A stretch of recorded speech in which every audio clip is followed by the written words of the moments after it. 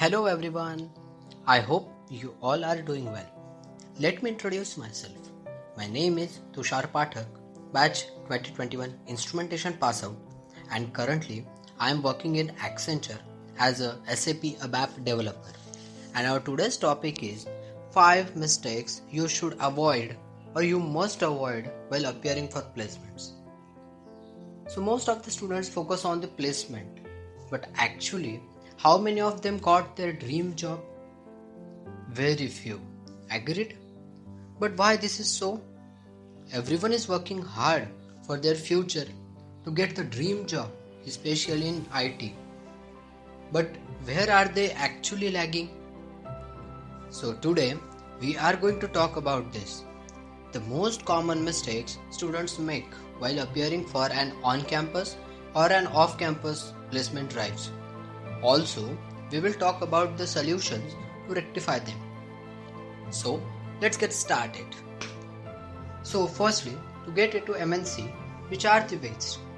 There are 3 ways to get into top MNCs, and they are first, on-campus placements, second, off-campus placements, and third, through referrals.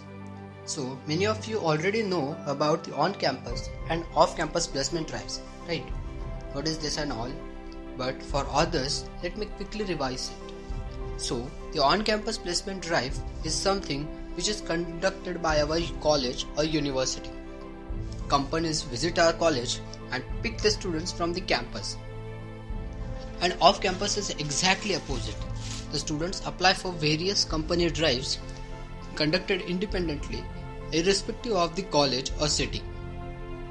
And the third one, that is referrals, which you can ask from any employee currently working in that company. He or she can refer you to the blank positions present in the company.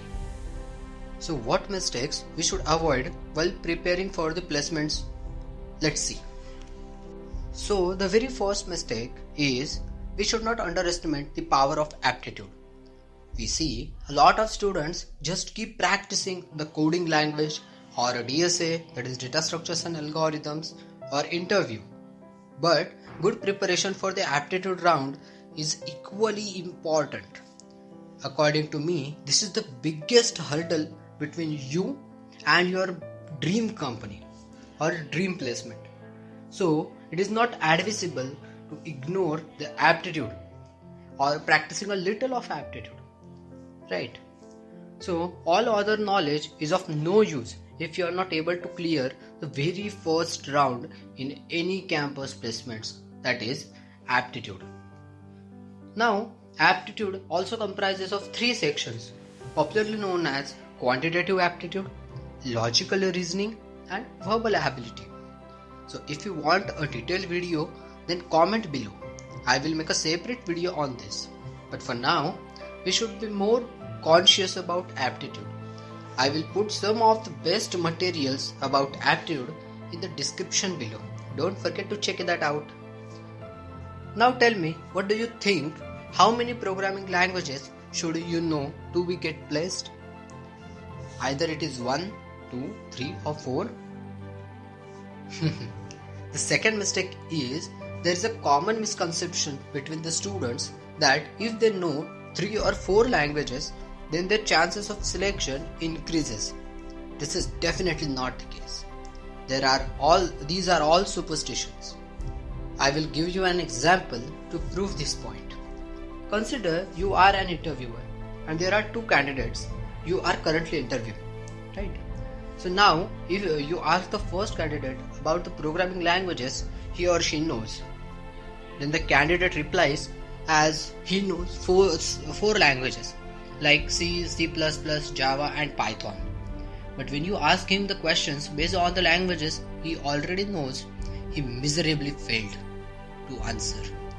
And you get to know that this candidate is prepared on the very superficial level. And on the other hand, you ask the same question to the other participant or other candidate, then he replied as he is aware about only 2 languages like C and Java. And on asking him the same question which you asked to the first one, the second candidate not only answered the concept but he also explained that concept with the relevant example. So now you tell me, to whom you gonna choose? Either the first one or the second one? Obviously the second one, because though he know only two languages, he was very confident in the knowledge he had. So the moral is, we should focus on the quality, not on the quantity.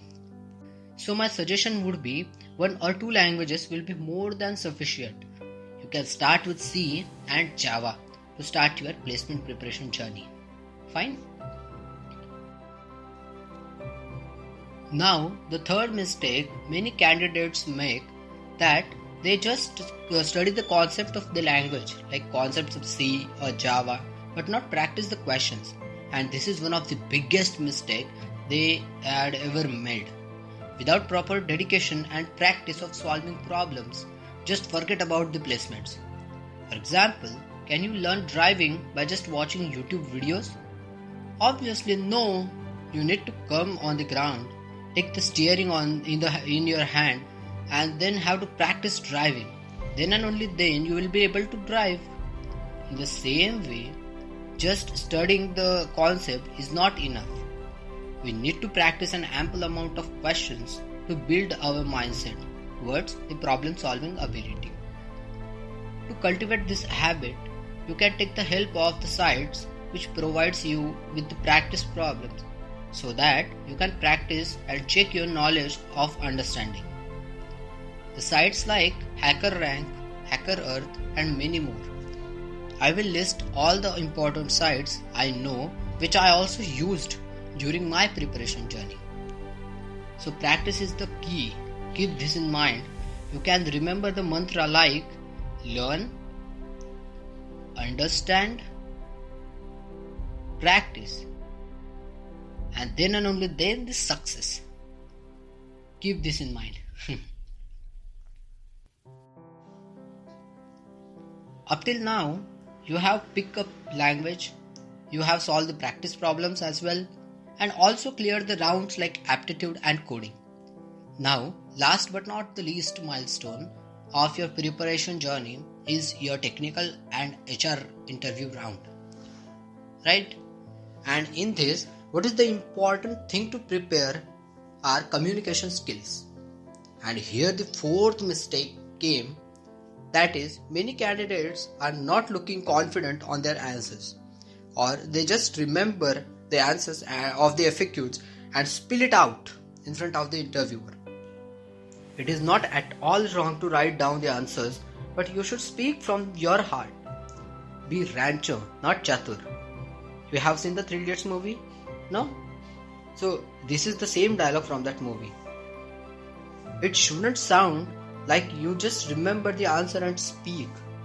You can't build up the rapport with the interviewer if you will not tell the truth. The person is interviewing you is very experienced, so don't try to fool him. Just be honest.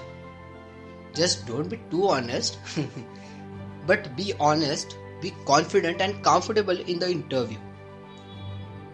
Now the fifth and the final mistake you should avoid, or you must avoid, is don't just appear for all the possible or probable companies without proper research. First, study the job profile thoroughly and then check whether the requirements are matching with your skills and interest or not. Many of the students make this mistake and just appear for all the placement drives and may fall into the trap or job profile which they dislike or have no interest in that field. So, be choosy and research or confirm what you actually want. Also, make the checklists of all the companies you are wishing to target and rearrange them on the basis of the priority, so that you will get a clear understanding of your aim. So now here is the summary of what we have seen so far. The first point was, don't underestimate the power of aptitude. Don't underestimate the power of aptitude. This was the first point. The second point was, don't flow in the flow of more programming languages means more chances. Be confident on one or two. Third point was, without proper dedication and practice of solving problems, just forget about the placements. You will not able to crack the placements without proper dedication and practice. Fine. So the fourth point was, don't be chatur. Yeah, we have seen that. Don't be chatur, be rancho. So don't try to fool the interviewer by giving the hypothetical answers. And the fifth and the last point was, as without address we cannot reach at our destination, similarly be clear about where you want to go. Fine. And the bonus mistake is, read the job profile thoroughly and then analyze and then choose where you want to go. Fine. So this is all for today, guys. I hope you will avoid these mistakes in your placement journey, and I am also very sure that if you avoid these mistakes, then no one can stop you to be placed in this session. So do like this video, and if you are new to this channel, then subscribe the channel and comment if you have any doubts. Lastly, thanks for watching.